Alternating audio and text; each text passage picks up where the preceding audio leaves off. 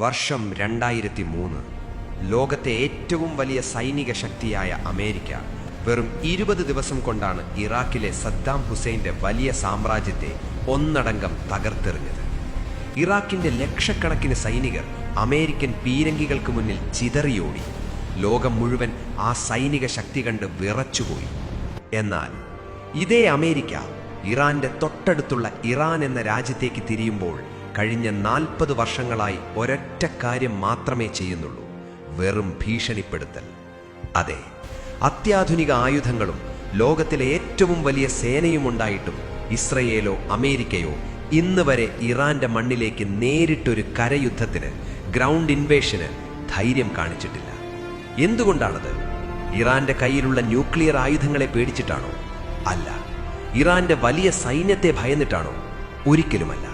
സത്യം അതൊന്നുമല്ല. അമേരിക്കൻ ജനറൽമാരുടെ പോലും ഉറക്കം കെടുത്തുന്ന, ഒരു സൈന്യത്തിനും ജീവനോടെ തിരിച്ചു വരാൻ കഴിയാത്തത്ര ഭീകരമായ ഒരു മരണക്കെണി ഇറാന്റെ അതിർത്തിക്കുള്ളിൽ ശത്രുക്കളെ കാത്തിരിപ്പുണ്ട്. ആധുനിക ടെക്നോളജിക്കും ലക്ഷക്കണക്കിന് ബോംബുകൾക്കും പോലും ഭേദിക്കാൻ കഴിയാത്ത, പ്രകൃതി തന്നെ നിർമ്മിച്ചു വെച്ചിട്ടുള്ള വലിയൊരു അദൃശ്യ കോട്ടയാണ് ഇറാൻ, ദി ഇൻവിസിബിൾ ഫോർട്രസ്. ഒരൊറ്റ രാത്രി കൊണ്ട് ഇസ്രയേലിന് നേരെ 200 മിസൈലുകൾ മഴ പോലെ പെയ്യിച്ചിട്ടും അമേരിക്ക ഇറാനു മുന്നിൽ പകച്ചു നിൽക്കുന്നത് ഈ ഒരു കാരണം കൊണ്ടാണ്. ഒരു വൻശക്തിക്കും കീഴടക്കാൻ കഴിയാത്ത ആ കോട്ടയുടെ രഹസ്യങ്ങൾ, ലോകം ഭയക്കുന്ന ആ മരണക്കെണിയുടെ ചുരുളുകൾ നമ്മൾ ഇന്ന് ലോകത്തിനു മുന്നിൽ തുറക്കാൻ പോകുകയാണ്. ചരിത്രമുറങ്ങുന്ന ആ രക്തരൂക്ഷിതമായ രഹസ്യങ്ങളിലേക്ക് വെൽക്കം ടു തെക്കിനി ഫാക്ട്സ്. ഒരു രാജ്യത്തെ ആക്രമിക്കാൻ പോകുന്നതിന് മുൻപ് ഏതൊരു സൈന്യവും ആദ്യം പഠിക്കുന്നത് ആ രാജ്യത്തിന്റെ ഭൂമിശാസ്ത്രമാണ്, ജിയോഗ്രഫി. അവിടെയാണ് ഇറാന്റെ ഏറ്റവും വലിയ വിജയം. ആദ്യം ഇറാന്റെ വലിപ്പം നോക്കാം.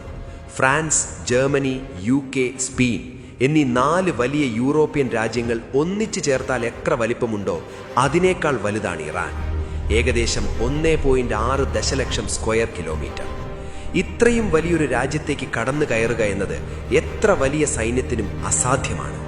എന്നാൽ വലിപ്പത്തേക്കാൾ ശത്രുക്കളെ ഭയപ്പെടുത്തുന്നത് അവിടുത്തെ ഭൂപ്രകൃതിയാണ്. ഇറാനെ ആർക്കെങ്കിലും ആക്രമിക്കണമെങ്കിൽ അവർക്ക് പ്രധാനമായും പടിഞ്ഞാറ് ഭാഗത്തുകൂടി വരണം. എന്നാൽ അവിടെ പ്രകൃതി ഇറാനു വേണ്ടി വലിയൊരു മതിൽ തീർത്തിട്ടുണ്ട്: സാഗ്രോസ് പർവ്വതനിരകൾ. ആയിരക്കണക്കിന് കിലോമീറ്ററുകൾ നീളത്തിൽ ആകാശത്തേക്ക് ഉയർന്നു നിൽക്കുന്ന ഭീമാകാരമായ മലനിരകളാണത്.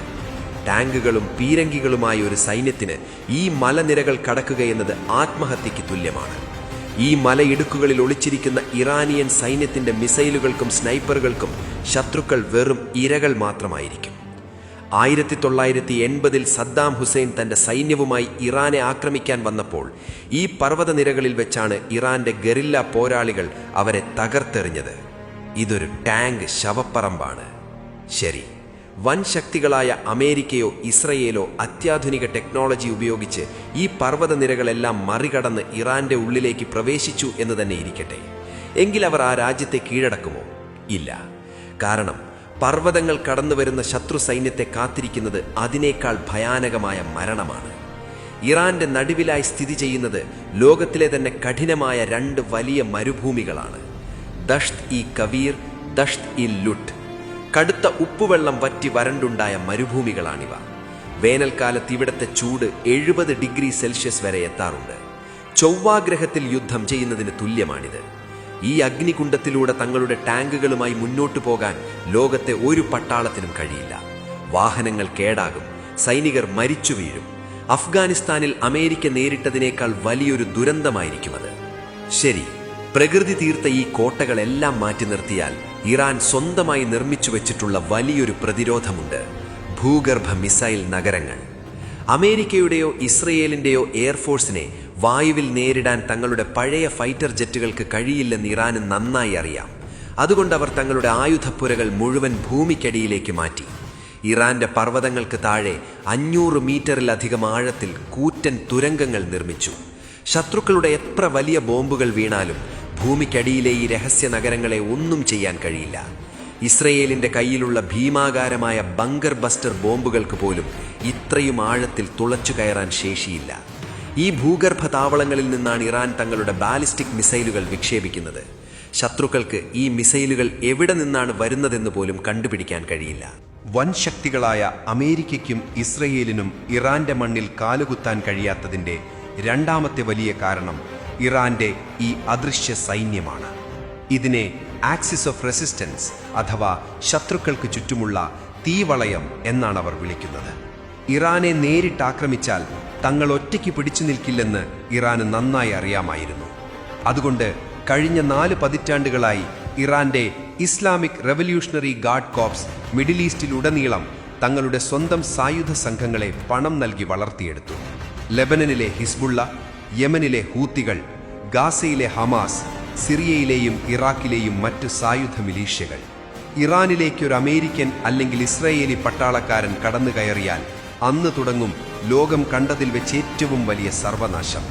കാരണം ഇറാനു വേണ്ടി ഈ പ്രോക്സി ഗ്രൂപ്പുകൾ ഒന്നടങ്കം ഇസ്രയേലിന് നേരെയും മിഡിൽ ഈസ്റ്റിലുള്ള അമേരിക്കൻ സൈനിക താവളങ്ങൾക്ക് നേരെയും 10,000-കണക്കിന് മിസൈലുകൾ മഴ പോലെ പെയ്യിക്കും.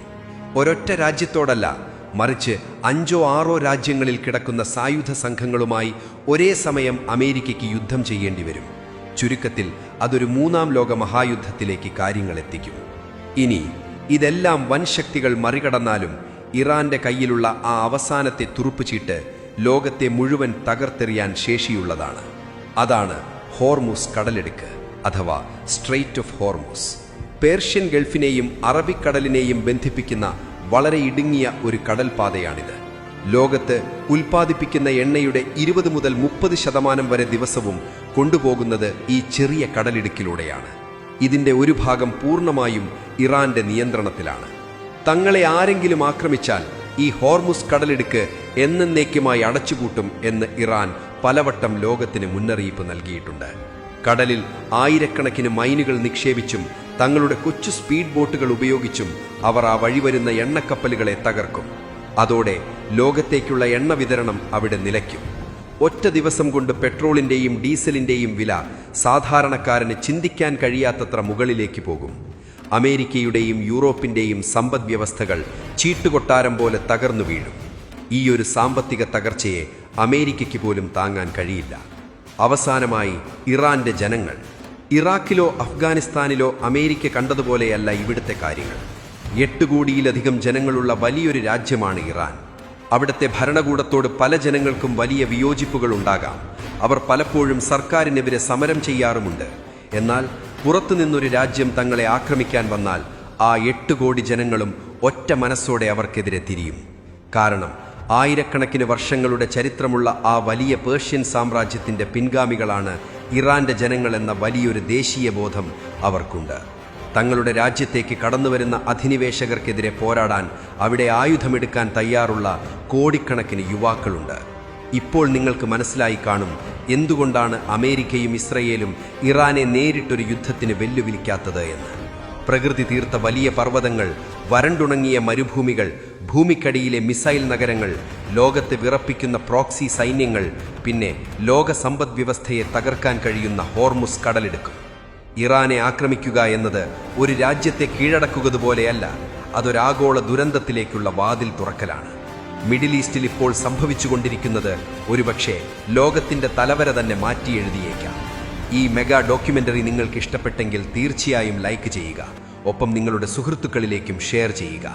ലോകത്തെ വിറപ്പിക്കുന്ന ഇത്തരം രാഷ്ട്രീയ ചരിത്ര രഹസ്യങ്ങൾ വളരെ ലളിതമായി മനസ്സിലാക്കാൻ തെക്കിനി ഫാക്സ് ഇപ്പോൾ തന്നെ സബ്സ്ക്രൈബ് ചെയ്യുക. ഇസ്രയേൽ ഇറാൻ പോരാട്ടത്തെക്കുറിച്ച് നിങ്ങളുടെ വിലയേറിയ അഭിപ്രായങ്ങൾ താഴെ കമന്റ് ബോക്സിൽ അറിയിക്കാൻ മറക്കരുത്.